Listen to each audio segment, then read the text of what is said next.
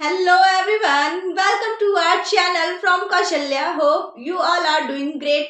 So आज के video में हम बात करेंगे क्लास 8 का lesson number 14 chemical effects of electric current के बारे में हम बात करेंगे. ठीक है.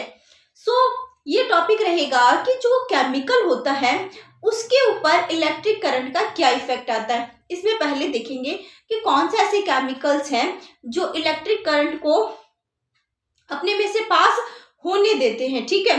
फिर उसके बाद देखेंगे कि उनके इफेक्ट क्या क्या पड़ते हैं. बात समझ आ गई. ठीक है. अब हम देखेंगे कि जो भी ऑब्जेक्ट है जो अपने में से इलेक्ट्रिक करंट को पास होने देते हैं वो क्या होते हैं, एक गुड कंडक्टर होते हैं. ठीक है ना. जो भी ऑब्जेक्ट अपने में से इलेक्ट्रिक करंट को पास होने देते हैं वो कैसे होंगे, वो क्या होंगे, वो एक गुड कंडक्टर होंगे. बात समझ आ गई. तो अब सबसे पहले देखते हैं कि जो मेटल होता है वो एक बहुत अच्छा गुड कंडक्टर होता है. अब गुड कंडक्टर कैसे, मेटल देखो, मेटल में क्या होता है कि हमारे जो घरों में जो बिजली के तार है उसमें क्या होता है, कॉपर होते हैं. ठीक है ना. किसके होते हैं, वो कॉपर के होते हैं. अब वो कॉपर के जो तार है उनमें से इलेक्ट्रिक करंट क्या होता है, बहुत ही एफिशिएंसी के साथ क्या होता है, फ्लो होता है, जिससे पूरे घर में क्या आती है, लाइट आती है. तो इसका मतलब ये है कि जो मेटल होते हैं वो क्या होते हैं, बहुत ही अच्छे कंडक्टर होते हैं. इसीलिए हम मेटल का ही यूज करते हैं. इन तारों को, जो बिजली के तार होते हैं उनमें किसका यूज करते हैं, मेटल का यूज करते हैं. बात समझ आ गई. इसके अलावा मेटल्स में भी क्या होते हैं, वेरिएशन होता है. लाइक अलग अलग जो मेटल्स होते हैं उनकी एफिशिएंसी क्या होती है, फ्लो करवाने के अलग अलग होती है. ठीक है. इसके अलावा अगर आप देखो, आप है ना, कभी भी ऐसे मान लो घर में कोई शॉर्ट सर्किट होता है तो ऐसे बोला जाता है कि आप चप्पल पहन के पास में जाइए उसके, यही बोलते हैं ना. तो इसका मतलब ये है कि जो प्लास्टिक होता है ना वो क्या होता है, जो इलेक्ट्रिसिटी होती है उसको अपने में से पास नहीं होने देता. ठीक है ना. तो जो इसका मतलब ये है कि जो प्लास्टिक है वो क्या है, एक जो इलेक्ट्रिसिटी का अच्छा कंडक्टर नहीं है, क्योंकि वो क्या करता है, अपने में से इलेक्ट्रिसिटी को पास होने नहीं देता. ठीक है ना. बात समझ आ गई. तो हमें पता लगे कि जो मेटल है वो क्या करते हैं, अपने में से इलेक्ट्रिसिटी को पास होने देते, इसलिए वो गुड कंडक्टर हो गए. वहीं पर जो प्लास्टिक है अपने में से इलेक्ट्रिसिटी को पास नहीं होने देते, वो क्या हो गए, बैड कंडक्टर हो गए. बात समझ आ गई. अब हम देखेंगे कि जो केमिकल्स होते हैं, कौन कौन से केमिकल्स हैं जो अपने में से इलेक्ट्रिसिटी या इलेक्ट्रिक करंट को पास होने देते हैं. ठीक है ना. उनके बारे में बात करेंगे. ठीक है. वो हम देखेंगे एक एक्सपेरिमेंट के द्वारा कि कैसे हम पता लगा सकते हैं कि कौन से केमिकल हैं या कोई भी केमिकल है वो अपने में से इलेक्ट्रिक करंट को पास होने देता है या नहीं होने देता. ये पता लगाएंगे हम एक एक्सपेरिमेंट के द्वारा. ठीक है. जो भी मैंने अभी आपको 2-4 जो गुड कंडक्टर है इसके बारे में आपको बताया वो नोट डाउन यहाँ पे कर देते हो, आप लोग लिख लीजिए. Which materials allow electric current to pass through them are good conductors of electricity. ठीक है. इसके अलावा इसके एग्जांपल्स हैं कॉपर एंड एल्यूमिनियम. ठीक है.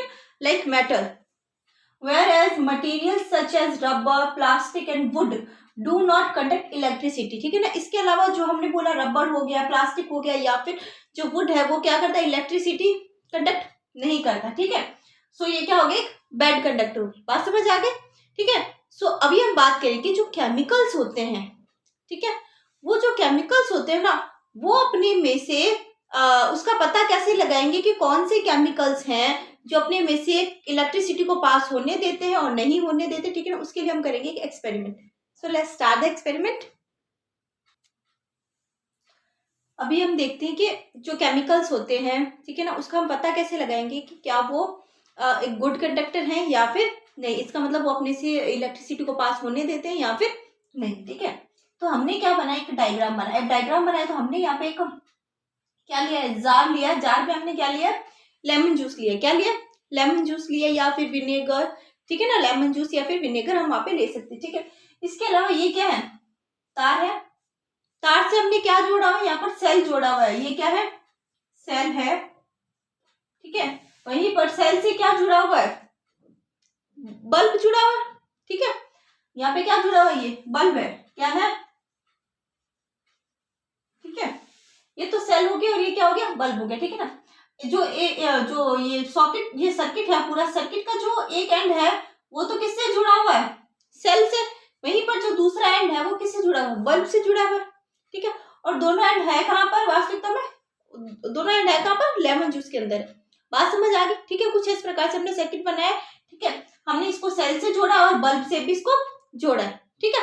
अब होगा क्या, अगर ये लेमन जूस अगर क्या करेगा, इलेक्ट्रिसिटी का फ्लो करेगा ना, इलेक्ट्रिसिटी का अगर ये फ्लो करेगा ना, तो होगा क्या, बल्ब जल जाएगा।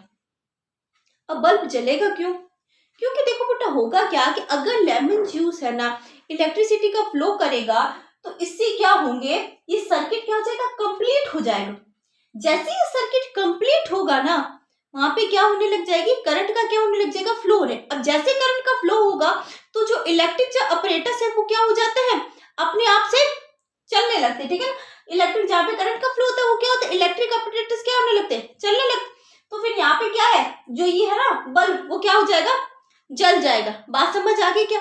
वहीं पर अगर मान लो ये लेमन जूस अगर, या फिर हमने इसकी जगह पे कोई दूसरा केमिकल लिया हमने कोई दूसरा केमिकल, ठीक है ना, और उसमें से क्या है, दोनों एंड को इसमें डाल दिया, दूसरे केमिकल में हमने डाल दिया, ठीक है। फिर हमने पूरा सर्किट तैयार किया, वो अगर बल्ब नहीं, उस कंडीशन में अगर बल्ब नहीं चलता है, तो इसका मतलब क्या है कि वो जो केमिकल है वो कैसा है, वो इलेक्ट्रिसिटी का फ्लो नहीं करता, ठीक है ना। बात समझ आ गई क्या। वो क्या करेगा, इलेक्ट्रिसिटी का फ्लो नहीं करता, इसका मतलब बल्ब नहीं चला, तो इसका मतलब ये कि जिस केमिकल में हमने इसको डाले वो क्या कर रहा है, इलेक्ट्रिसिटी का फ्लो नहीं कर रहा। अब होता क्या है इसमें, जो ये लेमन जूस है या फिर जो विनेगर है, हम जिसका बोल रहे हैं कि जिसका यूज करके हम इसमें देख सकते हैं कि भाई ये जो लेमन जूस है विनेगर क्या करे, इलेक्ट्रिसिटी का फ्लो कर। अब इसमें ऐसा क्या है कि ये लोग है ना, मतलब इलेक्ट्रिसिटी का फ्लो करा देते और जिससे बल्ब क्या हो जाता है, जल जाता है। ऐसा क्या, अब देखो होता क्या है कि ये जो लेमन जूस, इसके अंदर होते हैं आयंस, होते हैं, क्या होते हैं, आयंस होते हैं, आयरन नहीं, आयंस। आयरन मत समझ लेना, क्या होते हैं, आयंस होते हैं, ठीक है ना। या फिर मैं आसान शब्दों में और बोलूं तो इलेक्ट्रॉन्स, ठीक है ना। क्या होते हैं, इलेक्ट्रॉन्स होते हैं। वो क्या करते हैं, इलेक्ट्रॉन्स का क्या होता है, जब फ्लो होने लग जाता है ना, क्या होने लगता है, जो इलेक्ट्रॉन्स का जब फ्लो होना चालू हो जाता है in a direction, in a particular direction, जब इलेक्ट्रॉन्स का फ्लो होना चालू हो जाता है ना, तब वहां पर क्या हो जाता है, सर्किट क्या हो जाता है, कंप्लीट हो जाता है। वापस से रिपीट कर रही हूँ, जब किसी जो भी केमिकल है उसके अंदर एक पर्टिकुलर डायरेक्शन में इलेक्ट्रॉन्स का फ्लो होना चालू हो जाता है, तो फिर वहां पे सर्किट क्या हो जाता है, कंप्लीट। अब जैसे सर्किट कंप्लीट हुआ तो बल्ब हो जल जाएगा। वहीं पर अगर मान लो इलेक्ट्रॉन्स है, मान लो कोई दूसरा केमिकल लिया, वहां पर क्या है, फ्री इलेक्ट्रॉन नहीं है। फ्री इलेक्ट्रॉन नहीं होंगे तो फिर क्या होगा, करंट का फ्लो होगा क्या, करंट का फ्लो नहीं होगा। करंट का फ्लो नहीं होगा तो क्या बल्ब जलेगा क्या, नहीं जलेगा, क्योंकि उस कंडीशन में क्या सर्किट कंप्लीट ही नहीं हुआ। बात समझ जाएगी। तो यही कहानी, इसी से हम पता कर सकते हैं कौन से ऐसे केमिकल्स हैं जो क्या करते हैं, इलेक्ट्रिसिटी का फ्लो करते हैं, और कौन से ऐसे केमिकल्स हैं जो इलेक्ट्रिसिटी का फ्लो नहीं करते। जो इलेक्ट्रिसिटी का फ्लो नहीं करते उनमें बल्ब नहीं जलेगा, और जो इलेक्ट्रिसिटी का फ्लो करते हैं उनमें क्या होगा, बल्ब जलेगा। अब इलेक्ट्रिसिटी का फ्लो क्यों करते हैं, क्योंकि इनमें इलेक्ट्रॉन्स होते हैं, वो एक पर्टिकुलर डायरेक्शन में क्या करते हैं, मूव करते हैं।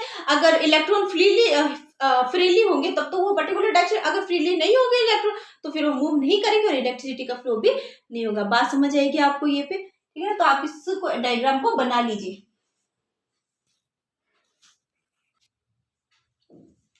ठीक है। तो मैं यहाँ पे मैंने आपको इतना बताया। उसके बाद अब हम देखते हैं कि जो वाटर होता है, वाटर क्या होता है कि वो क्या करता है, इलेक्ट्रिसिटी का फ्लो करवाता है नहीं करवाता, इसको चेक करते हैं, ठीक है ना। उसको चेक करते हैं तो हम देखते हैं कि वाटर भी क्या करता है, इलेक्ट्रिसिटी का फ्लो करवाता है। कौन सा वाटर इलेक्ट्रिसिटी का फ्लो करवाता है, ठीक है ना, जिसके अंदर क्या होते हैं, सॉल्ट्स होते हैं, मिनरल्स होते हैं, ठीक है ना। कौन सा वाटर, टैप वाटर होते हैं ना, टैप वाटर या हैंडपंप से निकाला वाटर, ठीक है ना। ऐसे वाटर होते हैं ना, वो क्या, उसमें क्या होते हैं, सॉल्ट्स होते हैं, मिनरल्स होते हैं, जिससे क्या होता है, उनमें इलेक्ट्रिसिटी का फ्लो होता है, ठीक है। इसमें देखते हैं कि the water that we get from sources such as tap, hand pumps, wells and ponds is not pure. वो क्या होते हैं, प्योर नहीं होते, क्योंकि ना बहुत सारी क्या होती है, बोलते हैं अशुद्धियां होती हैं, ठीक है। It may contain several salts dissolve in it, ठीक है ना। बहुत प्रकार के क्या होते हैं, सॉल्ट्स उसमें डिजॉल्व होते हैं। Small amount of mineral salts are naturally present in it, ठीक है ना। थोड़ी मात्रा में क्या होते हैं, नेचुरली भी क्या होते हैं, उसमें प्रेजेंट होते हैं। This water is thus a good conductor of electricity, ठीक है। तो जो हमारा ऐसा जो पानी होता है वो क्या होता है, इलेक्ट्रिसिटी का क्या होता है, गुड कंडक्टर होता होता है, बात समझ आएगी। इसीलिए क्या बोलते हैं कि जब अगर मान लो कोई सर्किट को आपको छूना है, ठीक है ना, तो हमको जहाँ पर करंट लगने की संभावना होती है या कहीं पर भी कोई सर्किट होता है जो आपको छूना है या फिर आपको स्विच बोर्ड को भी छूना है, तो आपको क्या करना है, गीले हाथों से नहीं छूना है। क्यों क्यों क्यों नहीं छूना है? क्योंकि गीले हाथ मतलब लाइक जो पानी होता है, पानी क्या करता है, गुड कंडक्टर इलेक्ट्रिसिटी का। तो इसका मतलब अगर वो इलेक्ट्रिसिटी के कांटेक्ट में आता है तो उससे क्या हो सकता है, हमें झटका भी लग सकता है। लाइक वहां पे क्या इलेक्ट्रिसिटी फ्लो होना भी चालू, क्योंकि पानी है, पानी इलेक्ट्रिसिटी का गुड कंडक्टर, गुड कंडक्टर। तो इलेक्ट्रिसिटी के संपर्क में आने से पानी के अंदर इलेक्ट्रिसिटी फ्लो होना चालू होती है। उससे हमें क्या लगता है, बहुत ज्यादा झटका लगता है। इसीलिए बोलते हैं कि जैसे आपको जैसे गीला फर्श है उसके ऊपर आप खड़े होके स्विच को ऑन मत कीजिए या सर्किट को या सॉकेट को मत छुइए, ठीक है। इसके अलावा हमें गीले हाथों से इनको टच नहीं करना। जब भी आप स्विच या फिर स्विच बोर्ड या फिर जो सॉकेट है उसको हाथ लगाओ तो कैसा होना चाहिए, हाथ के आपके क्या होने चाहिए, सूखे हाथ होने चाहिए। बात समझ आ गई क्या? ठीक है। तो आपको ये वाली चीज यहाँ पे समझनी है। क्यों? क्योंकि हमें पता होना चाहिए कि जो नॉर्मल जो टैप वाटर होता है वो क्या होता है, उसमें बहुत सारी क्या होती है, अशुद्धियां भी होती। इसके अलावा जैसे कुछ वाटर होते हैं जो फ्री फ्रॉम सोल्ट्स होते हैं ना, वो क्या होते हैं, उनमें अगर हम देखें, अगर उनमें हम इलेक्ट्रिसिटी का फ्लो करवाएं तो वो क्या होगी, गुड कंडक्टर नहीं होगा इलेक्ट्रिसिटी का। कौन से पानी जो क्या होते हैं, फ्री फ्रॉम सॉल्ट्स होते हैं। और ठीक है, इसमें बोला एक चीज यहाँ पे कि कुछ जो मिनरल्स होते हैं वो नेचुरली भी प्रेजेंट होते हैं। नेचुरली प्रेजेंट है, इसका मतलब हमारी बॉडी के लिए क्या है, वो एसेंशियल है, इसलिए उसमें वाटर में क्या है, प्रेजेंट है। बात समझ आ गई? ठीक है। तो समटाइम्स अगर कुछ वाटर में अगर प्रेजेंट है, नेचुरली प्रेजेंट है, तो वो हमारी बॉडी के लिए भी क्या है, एक बेनिफिशियल चीज है। बात समझ आ गई? ठीक है। सो आज के लिए इतना ही। हम नेक्स्ट वीडियो में पढ़ेंगे इसी जो केमिकल इफेक्ट है ऑफ इलेक्ट्रिक करंट के हम बारे में हम आगे बात करेंगे। ठीक है। तो thank you so much. Video को लाइक करें और चैनल को सब्सक्राइब करें। आप लोग इसको नोट डाउन कर लीजिए।